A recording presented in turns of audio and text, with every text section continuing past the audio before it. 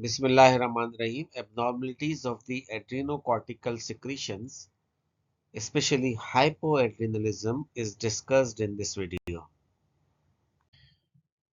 Hypoadrenalism or adrenal insufficiency is also termed as Addison's disease. This is a disorder that is characterized by insufficient production of adrenocortical hormone, mainly cortisol and aldosterone, by the adrenal cortex. The causes of primary adrenal insufficiency or Addison's disease are autoimmunity that accounts for about 80% of the cases where the immune system attacks the adrenal cortical cells. Then another cause is tuberculosis, in which the adrenal glands are destroyed by tuberculosis. Then there is invasion of these adrenal cortices by the malignant tumor. So metastatic tumor. Then an atrophy or adrenal injury uh, can occur, that is the damage or degeneration of the adrenal tissue. Then secondary adrenal efficiency or impaired pituitary function, due to impaired pituitary function, may occur. It is caused by inadequate secretion of ACTH from the pituitary, from the anterior pituitary, that result in low ACTH concentration, that result in decreased cortisol and aldosterone production. Prolonged ACTH deficiency lead to adrenal atrophy due to lack of stimulation. Secondary insufficiency is more common than the primary Addison's disease. So primary adrenal insufficiency, it is the direct adrenal gland damage or failure, while the secondary adrenal deficiency is impaired ACTH secretion from the pituitary gland, leading to reduced adrenal function. This is the concept map that is explaining the Addison's disease versus the secondary adrenal insufficiency for better visualization. The Addison's disease may be caused due to autoimmune destruction, tuberculous destruction, or metastatic cancer invasion, or may be due to primary adrenal injury. Then the secondary one is caused by impaired ACTH secretion from the anterior pituitary, that leads to decreased function of the adrenal cortices. The secondary adrenal insufficiency is more common as compared to primary one. The mineralocorticoid deficiency, primarily due to lack of aldosterone secretion, lead to severe disturbances in electrolyte and fluid balance. There is loss of sodium and water. Aldosterone is crucial for sodium absorption in the renal tubules. Without it, renal sodium chloride and water are excreted excessively in the urine. So this reabsorption is decreased, and increased loss of sodium chloride and water in the urine. So there is dramatic decrease in extracellular cellular fluid volume that results in electrolyte imbalance. There is hyponatremia, a significant fall in sodium level. There is hyperkalemia, the abnormal rise in potassium level due to impaired potassium secretion, and there is mild acidosis resulting from failure to secrete hydrogen ion in exchange for the sodium. That results in circulatory collapse. As this extracellular fluid volume depletes, the plasma volume also decreases. Hematocrit, that is the red blood cell that is increased, and cardiac output is also decreased, along with blood pressure that drops significantly. If left untreated, the patient experiences circulatory shock and death occur within 4 to 14 days after complete cessation of mineralocorticoid secretion.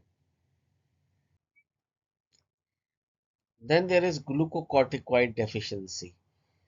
Glucocorticoid deficiency in the Addison's disease results in impaired glucose metabolism.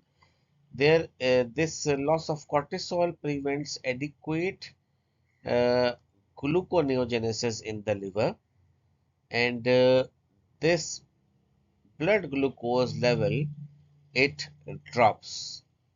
So it drops significantly between meals. So there is risk of hypoglycemia.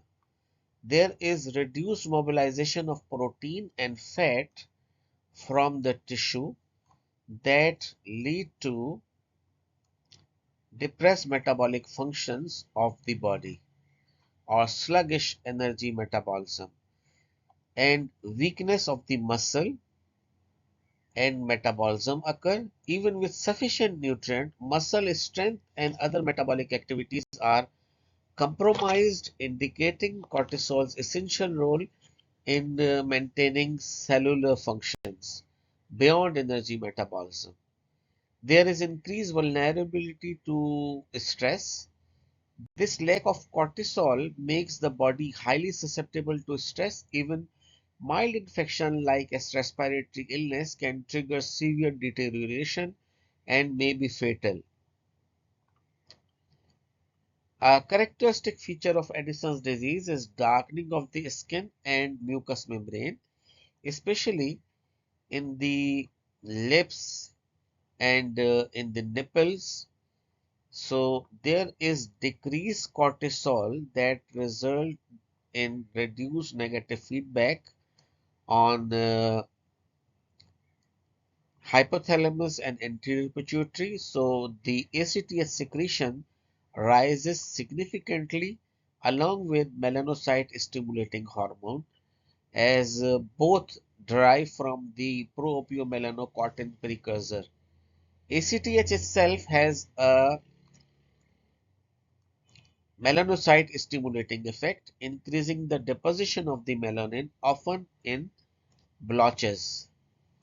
The treatment of this condition uh, is by lifelong replacement therapy with mineralocorticoid and glucocorticoid, uh, and if left untreated, death occur within days to week due to weakness and circulatory shock.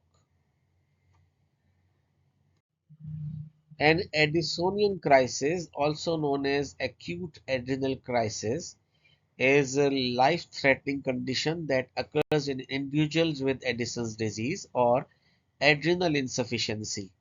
When the body is subjected to stress such as trauma, infection, or surgery and cannot produce the necessary glucocorticoids, mainly cortisol, to cope with the stress. Normally, the body increases glucocorticoid secretion like cortisol during stress to maintain homeostasis and prevent shock. In Addison's disease, the adrenal gland fail to produce sufficient cortisol and cannot mount this increased response. During time of severe stress, for example, surgery, severe infection, or injury, the body's demand for cortisol rises dramatically, and without adequate cortisol, circulatory failure, severe weakness, shock, and even death can occur unless high doses of glucocorticoids are given that can be about 10 times of the normal level or more. This acute inability to respond to stress with sufficient production of the glucocorticoid is called an Addisonian crisis. So the clinical signs of this Addisonian crisis are severe hypotension, low blood pressure, shock, which does not respond to fluid alone, and severe weakness and fatigue. There is also associated hypoglycemia, nausea, vomiting, and abdominal pain. There is confusion or coma in severe cases. So the treatment is immediate intravenous glucocorticoid administration such as hydrocortisone and intravenous fluid with glucose and electrolyte to manage dehydration, hypoglycemia, and blood pressure, and also treat the underlying trigger, for example, infection. Thank you for watching this video. If you have any query, please write in the comment box.